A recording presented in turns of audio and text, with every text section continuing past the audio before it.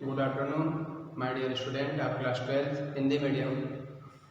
Today I have to teach about the present continuous tense. PRESENT.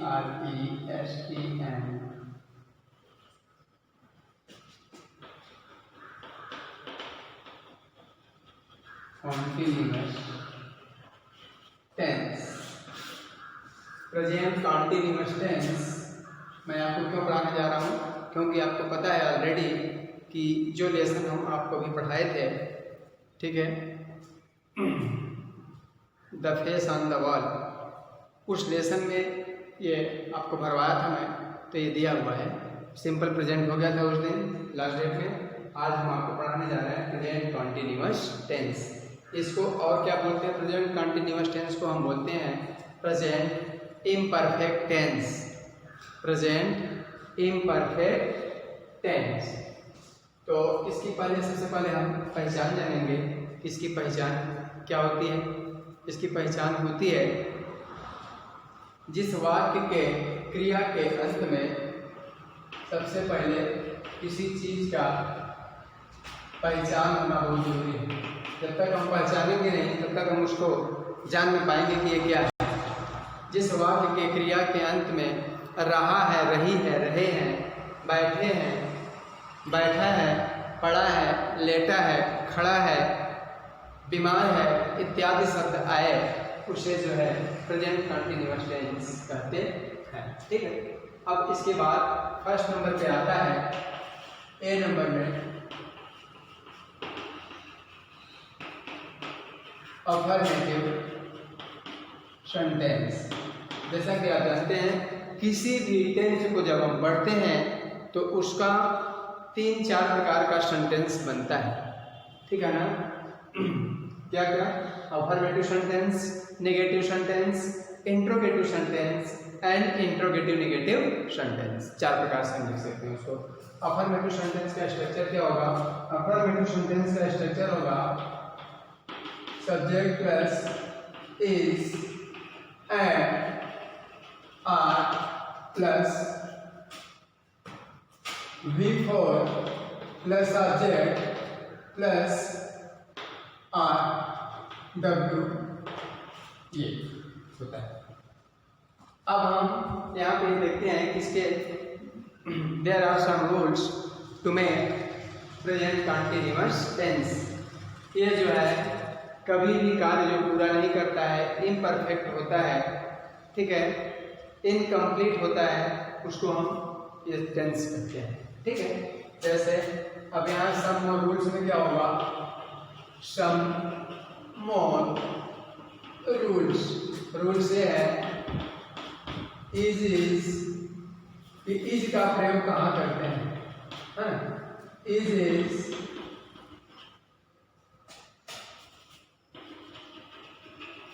always used with या he, she, it, name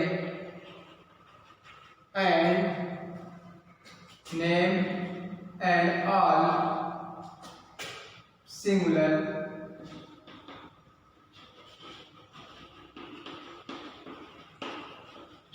number जो होते हैं इसमें use किए जाते हैं। इज का प्रयोग हमेशा जो है ही, सी, इट, नेम और सिंगुलर नंबर के साथ किया जाता है। जैसे आप देख सकते हैं, ठीक, वह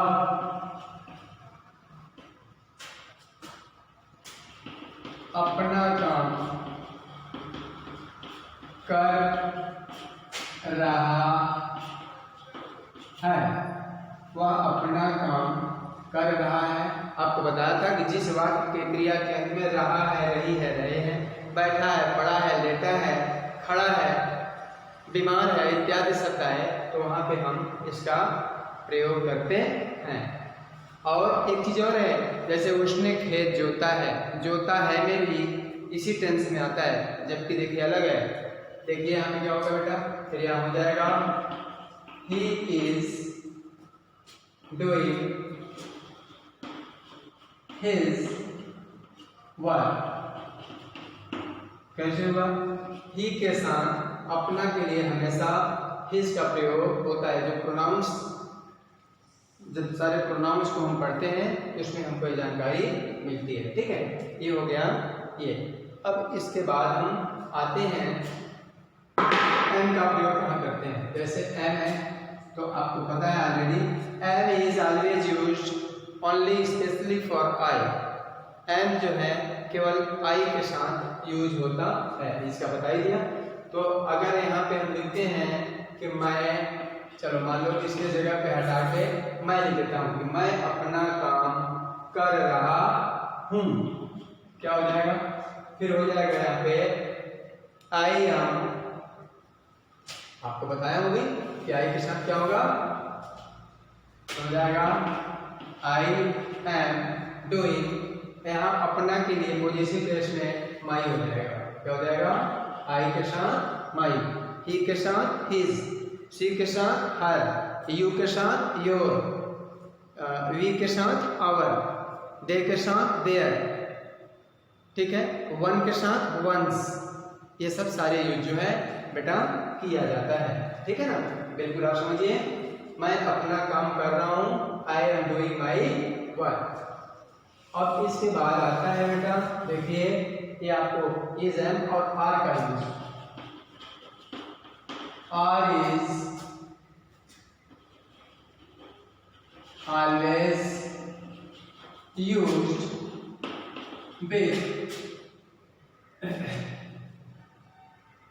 with we, you,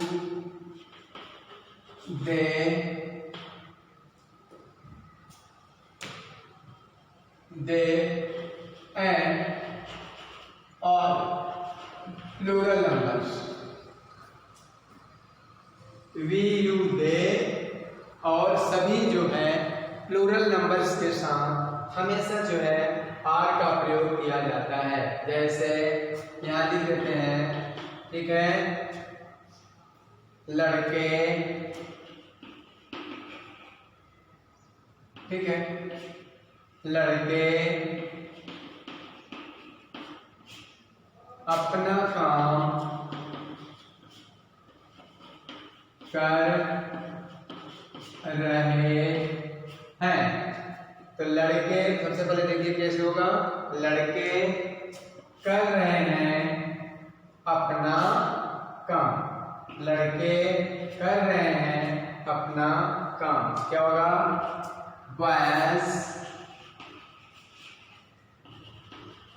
boys are doing their work। boys are doing their work or works। boys are doing their, देखिए यहाँ दे रखे क्यों आया? क्योंकि यहाँ पे प्लूरल नंबर्स है। प्लूरल नंबर्स में हमेशा जो है पॉजिटिव केस में क्या होता है? दे के साथ देयर। प्लूरल नंबर्स में भी क्या हो जाएगा? देयर हो जाएगा। ठीक है, ये हो गया। दूसरा एग्जांपल मैं आपको बता रहा हूं, जैसे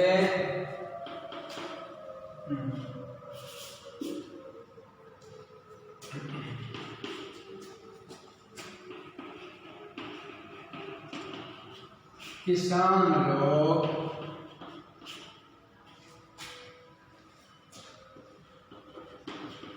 खेत की सिंचाई कर रहे हैं।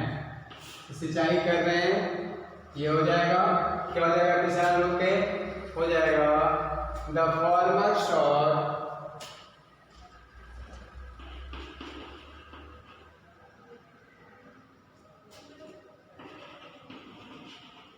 farmers are irrigating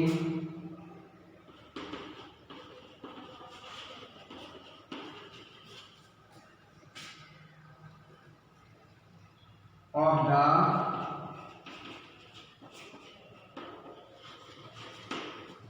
farmers are irrigating of the fields, ठीक है, of the fields, ये हो गया, किसान लोग खेत की सिंचाई कर रहे हैं, ये आपका सिंगुलर हो गया, ये आपका अफर्मेटिव हो गया।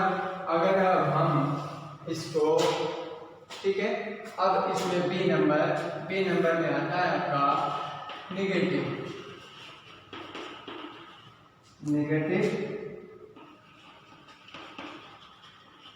सेंटेंस। नेगेटिव सेंटेंस का स्ट्रक्चर होगा subject plus is and are plus not plus V4 means होता है वर्ब में, मेन वर्ब में आईएनजी। V4 इक्वल टू होता है मेन वर्ब प्लस आईएनजी। जैसे यहाँ हो जाएगा, जैसे गो प्लस आईएनजी, ठीक है, यहाँ पे हो जाएगा प्लस ऑब्जेक्ट प्लस ऑर्डर। यहाँ पे हो जाएगा जैसे एग्जाम्पल, यह लड़का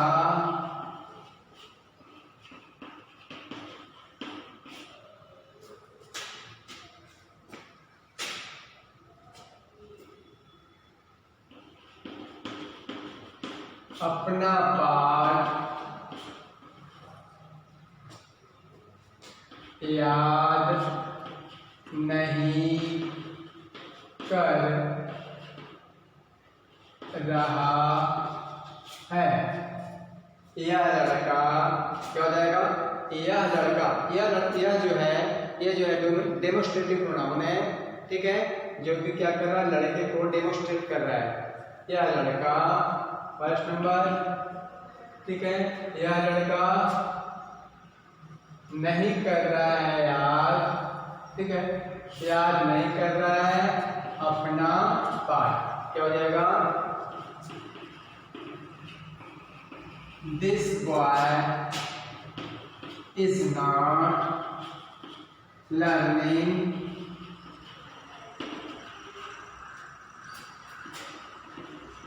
his lesson। यह लड़का है, ये सिंगुलर नंबर में आता है, सिंगुलर नंबर में हमेशा पॉजिटिव केस में क्या लगता है, हिज ऑब्लिक हर। अगर यहाँ पे यह लड़की रहता, अगर यहाँ पे यह लड़की हो जाता तो यहाँ पे क्या लगता है, दिस गर्ल होता तो यहाँ क्या होता, हर होता, ठीक है। अगर यहाँ पे होता कि मैं अपना पाठ नहीं याद कर रहा हूँ, क्या हो जाता, I am not learning my lesson. हम लोग अपना पाठ नहीं याद कर रहे हैं, अगर हम होता तो यहाँ पे क्या हो जाता है, आवर। ये सबसे ध्यान रखना बेटा ना, ये हो गया। अब इसके बाद हम चलते हैं इंट्रोगेटिव सेंटेंस।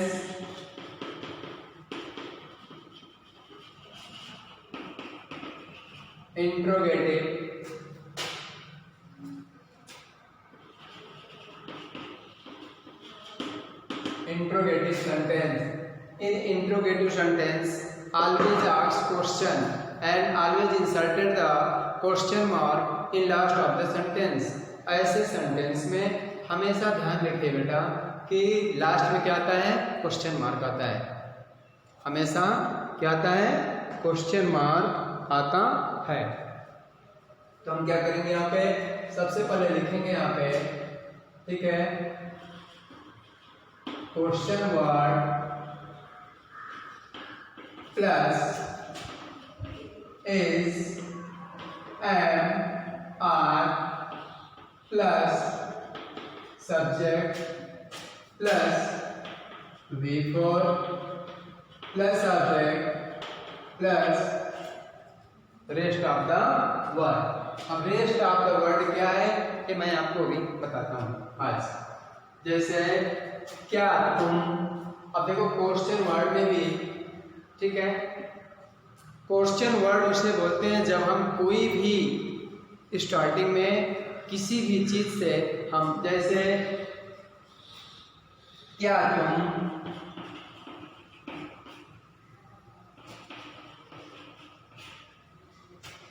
आज स्कूल जा रहे हो? ध्यान रखिए बेटा कि हमेशा हमें ध्यान रखना है कि जब भी हम कोई चीज लिखेंगे तो वो रहा रही रहे में आए, जिस टेंस का है उसी टेंस में शो होना चाहिए। यदि अब इसका नियम है कि यदि किसी भी वाक्य के शुरुआत में क्या शब्द सबसे पहले आए, क्या है, क्या शब्द सबसे पहले आए, तो उसकी अंग्रेजी व्हाट नहीं होती है। किसी भी सेंटेंस में, चाहे हम इस सेंटेंस को पढ़ रहे हैं, टेंस को पढ़ रहे हैं, अगर क्या शब्द सबसे पहले आए तो उसकी अंग्रेजी व्हाट नहीं होती है। फिर क्या होती है, जब हम किसी भी वाक्य में क्या शब्द सबसे पहले आए तो उसको हम क्या करते हैं, सब्जेक्ट के और टेंस के अनुसार यहाँ पे हम क्या करते हैं, हेल्पिंग वर्ब का यूज करते हैं। जैसे यहाँ पे तुम के लिए हम क्या लगाएंगे, क्या तुम आज स्कूल जा रहे हो, सॉरी यहाँ पे क्वेश्चन मार्क होगा, ठीक है। तो क्या करेंगे, यहाँ पे हम सबसे पहले तुम है, तुम के लिए आएगा यहाँ पे आर, यहाँ पे क्या होगा are you going to school today, ये होगा are you going to school today. Today क्या है, टुडे जो है आपका रेस्ट ऑफ द वर्ल्ड है, और ये क्या है आर जो है आपका हेल्पिंग वर्ब है। आपको बताया हूं कि यदि वाक्य में क्या शब्द सबसे पहले आए तो इसकी अंग्रेजी व्हाट नहीं लिखते हैं। और अगर मान लो दूसरा सेंटेंस बता रहा हूं आपको, तुम घर तुम्हें, वे लोग घर कब जा रहे हैं। देखिए दो प्रकार के वाक्य होते हैं इसमें, पहला ये बता दिया, दूसरा है यदि वाक्य के बीच में कभी भी कोई भी क्वेश्चन वर्ड आता है, वाक्य के बीच में कभी भी कोई भी क्वेश्चन वर्ड आता है, हाँ, प्रश्नवाचक शब्द आता है, तो सबसे पहले हम उसकी अंग्रेजी लिखते हैं। यहाँ पे क्या है, कब है, कब को इंग्लिश में क्या बोलते हैं, व्हेन। सबसे पहले हम क्या लिखेंगे यहाँ, व्हेन लिखने के बाद बेटा हमें देखेंगे कि इसमें सब्जेक्ट में क्या है, सब्जेक्ट में क्या है, वे लोग। तो वे लोग के अनुसार यहाँ पे क्या होगा, इज आर में से आर होगा, व्हेन आर दे, फिर इसकी अंग्रेजी हो गई, हाँ, they going to home, when are they going to home, मतलब वे लोग घर कब जा रहे हैं। ऐसे टाइप के जो सेंटेंस होते हैं आपके इसमें आते हैं। ये आपका प्रेजेंट कंटीन्यूअस टेंस का अफर्मेटिव हो गया, नेगेटिव हो गया, ये इंट्रोगेटिव हो गया। इंट्रोगेटिव नेगेटिव में क्या करते हैं, इंट्रोगेटिव नेगेटिव में क्वेश्चन वर्ड और इज एम आर के बाद यहाँ पे नॉट लगा देते हैं, ठीक है।